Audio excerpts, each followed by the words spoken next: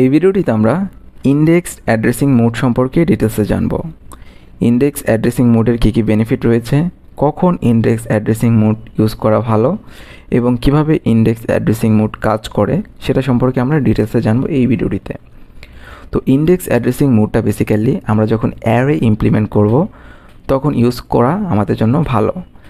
এর কারণ হলো আমরা এফিশিয়েন্টলি অ্যারের ভিতরে যে ডেটাগুলো রয়েছে সেগুলো এই ইন্ডেক্স অ্যাড্রেসিং মোড ইউজ করে অ্যাক্সেস করতে পারি।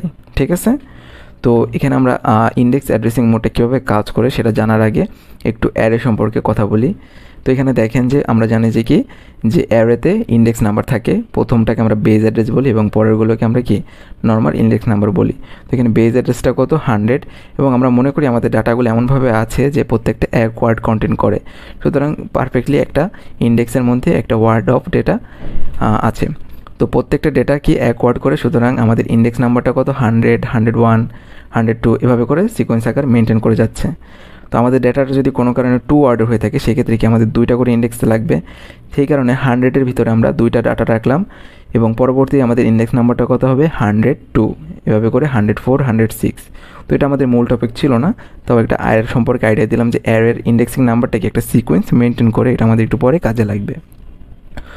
তো আমরা এই অ্যারেটাকেই কাজে লাগাবো আমাদের এই ইন্ডেক্স অ্যাড্রেসিং মোড কীভাবে কাজ করে সেটা জানার জন্য।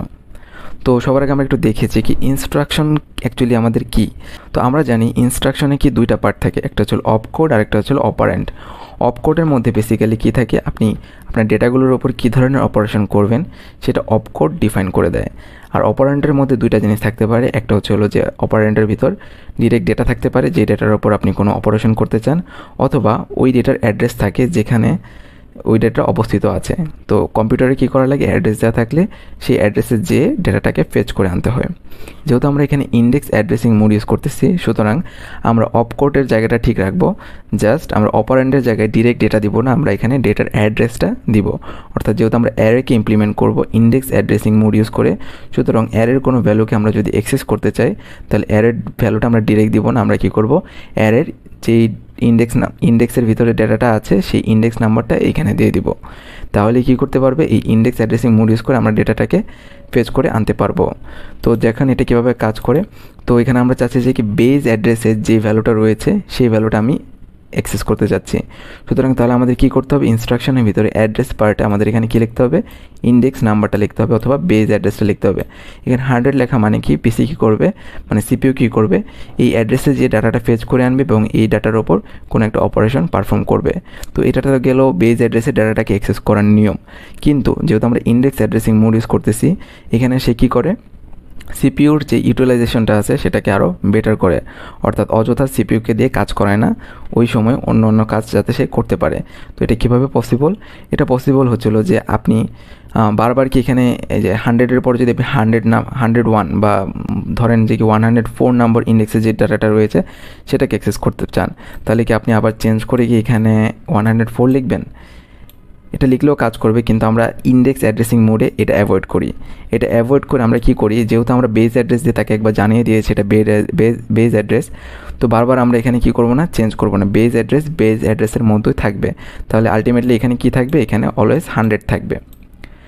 ওকে, তাহলে আমরা কিভাবে নেক্সট যে ডাটাগুলো আছে সেগুলোকে অ্যাক্সেস করব, সেটার জন্য আমরা কী করবো, আরেকটা রেজিস্টারের হেল্প নেব। আমাদের কম্পিউটারে অনেক ধরনের রেজিস্টার থাকে, program register, program counter register, input register, output register. তো অ্যাভেলেবল যে রেজিস্টারগুলো রয়েছে সেখান থেকে একটা ফ্রি রেজিস্টার নিয়ে আমরা কী করব, সেটাকে ইন্ডেক্স রেজিস্টারে হিসেবে বিবেচনা করব, অর্থাৎ সেটাকে আমরা ইন্ডেক্স রেজিস্টার বানাবো। এই ইন্ডেক্স রেজিস্টারের কাজটা কি, এই ইন্ডেক্স রেজিস্টারের মধ্যে আমরা একটা ভ্যালু রাখবো, অর্থাৎ আপনি কোন ডেটাটাকে ফেচ করতে চান সেই ডেটাটার ইন্ডেক্স নাম্বারটা দিলেই হবে। যেহেতু বেজ অ্যাড্রেস আমরা অলরেডি দিয়ে দিয়েছি, সুতরাং 104 নাম্বার ইন্ডেক্স ভিতরে যে ডেটাটা রয়েছে সেটাকে ফেস করার জন্য আমাদের আর 104 দেওয়া লাগবে না, আমরা ইন্ডেক্সের ভিতরে 4 দিব জাস্ট। কারণ হিসাবে দেখেন সিকোয়েন্সটা কিন্তু আমরা এই জন্য বলছিলাম যে সিকোয়েন্সটা দেখেন, সিকোয়েন্সে কি 1 করে বাড়তেছে, তার মানে কি এটা 100-এর পরে 4 আরও 4 গেলে আমরা এই আমাদের ডেটাটা পাবো। তাহলে আমরা ইন্ডেক্স নাম্বারের ভিতরে এখন কী দিলাম, 4 দিলাম। ইনস্ট্রাকশনের ভিতরে আমাদের আগে কী করতে হয়, ক্যালকুলেট করতে হয়, ইফেক্টিভ অ্যাড্রেসটা ক্যালকুলেট করতে হয়। তার মানে সিপিইউ আমাদের কী করে আগে, ডাটাটা ফেচ করার আগে ওই ডাটাটার ইফেক্টিভ অ্যাড্রেসটা ফেচ করে। ইফেক্টিভ অ্যাড্রেসটা ফেচ করার নিয়মটা হচ্ছিলো যে আপনার যে বেজ অ্যাড্রেসটা থাকে সেই বেজ অ্যাড্রেসটা দিতে হবে, এবং সেই বেজ অ্যাড্রেসটার সাথে আপনার ইন্ডেক্স যে নাম্বারটা থাকে সেটা অ্যাড করতে হয়। তো আমাদের ইন্ডেক্স নাম্বারের ভিতরে এখন ভ্যালু কত, 104।